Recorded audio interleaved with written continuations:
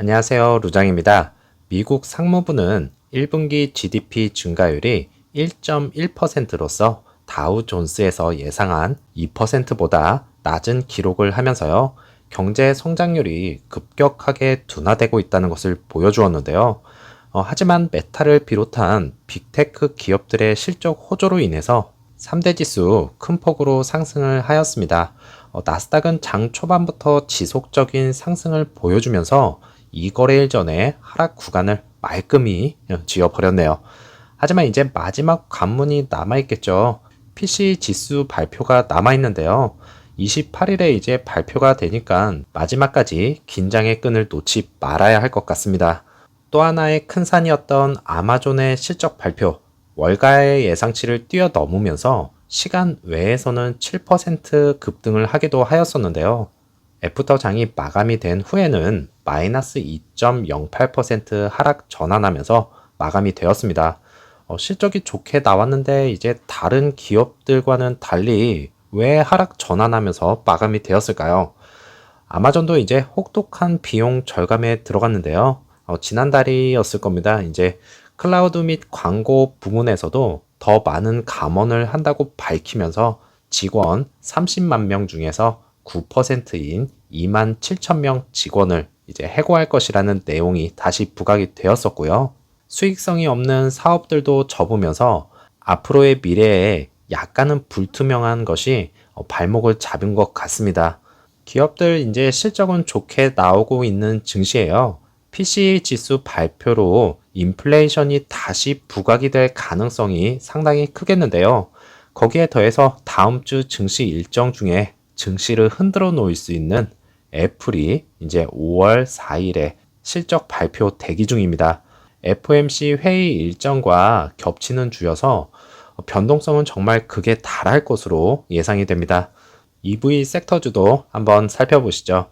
리비아는 플러스 5.23%, 테슬라는 플러스 4.19%, 루시드는 13.16%, 야호!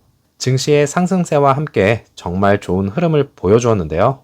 리비안과 루시드, 오늘 왜 이렇게 강력한 모습을 보여준 걸까요? 한 연구원에 따르면요, 올해 EV 차량의 강력한 판매 성장을 예상한다고 하였는데요. 개인적인 의견을 말씀을 드리자면 테슬라의 가격 인하로 인한 여파가 아직도 가시지 않는다고 보는 가운데 하반기에 어느 정도 완화가 되면서 루시드의 새로운 SUV인 그래비티 생산으로 루시드 그룹의 전환점이 되는 시기는 꼭 찾아올 것이다. 이렇게 생각이 드네요. 거기에 더해서 루시드 측에서는요, 딜리버리가 끊임없이 이루어지는 장면들이 쏙쏙히 올라오고 있는 중인데요.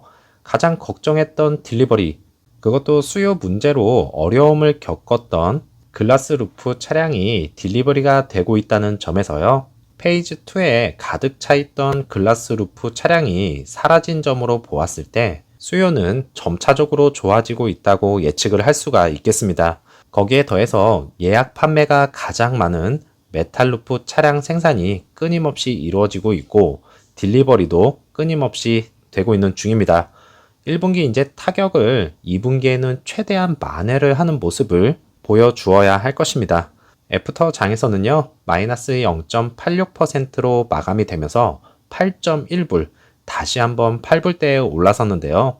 1분봉은 이제 나스닥의 흐름과 유사하게 흘러갔지만 더 큰 상승폭을 보여주면서 13%라는 로켓을 쏘아 올렸는데요.